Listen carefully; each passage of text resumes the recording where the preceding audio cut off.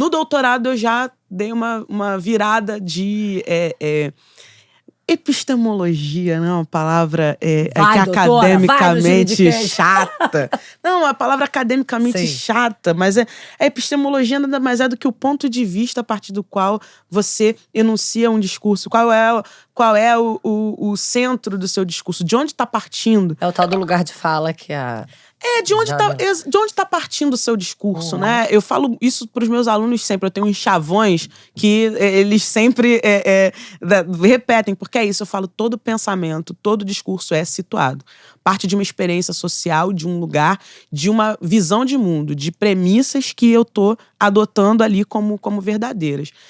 Eu mudo a premissa. Eu quero enxergar o lazer a partir da vivência dos corpos negros na cidade do Rio de Janeiro. É a partir deles que eu quero enxergar o que é o lazer. Porque deu para perceber que o lazer é um privilégio.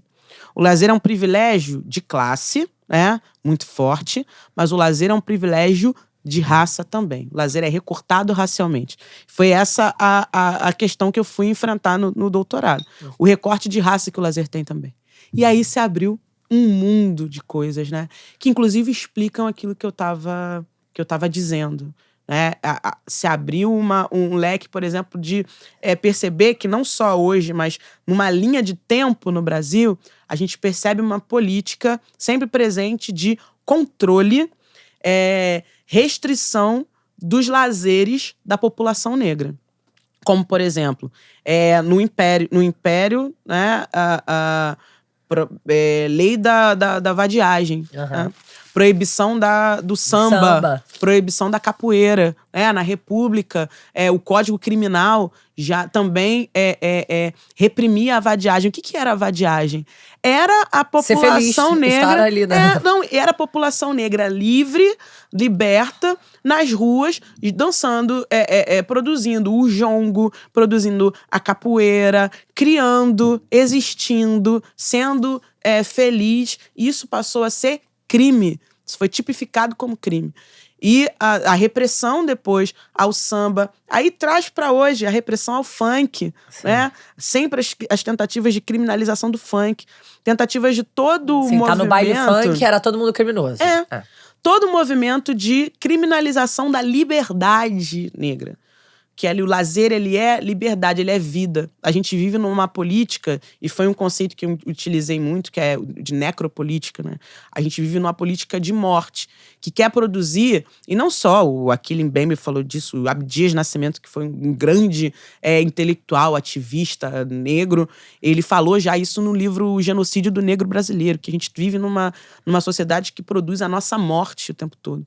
E não só uma morte física, que a morte física está presente, a violência policial e tudo isso, a saúde, a violência obstétrica, você nega, você mata a mãe, você mata a criança, é uma sociedade que produz a nossa morte. Não só física, mas cultural, mas da nossa saúde mental, Por isso que nós somos a parcela da população que mais se suicida, que sofre com depressão, com ansiedade, com uma série de questões.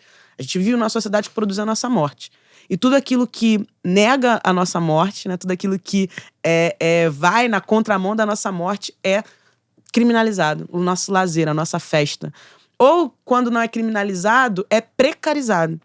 E aí eu fiz uma pesquisa de campo, um pouco prejudicada pela pandemia, porque foi no meio da pandemia, então foram entrevistas por Zoom com produtores e produtoras culturais no Rio de Janeiro, para entender quais são as condições de produção dessa cultura que não é uma cultura produzida por pessoas negras a partir dessa subjetividade. Não estigmatizando uma cultura que é africana legítima, o que é negra legítima. Mas o que os sujeitos negros estão produzindo enquanto cultura, enquanto festa, enquanto arte, e como isso se relaciona com a afirmação do negro enquanto sujeito, com o nosso fortalecimento, com o nosso empoderamento, como isso se relaciona.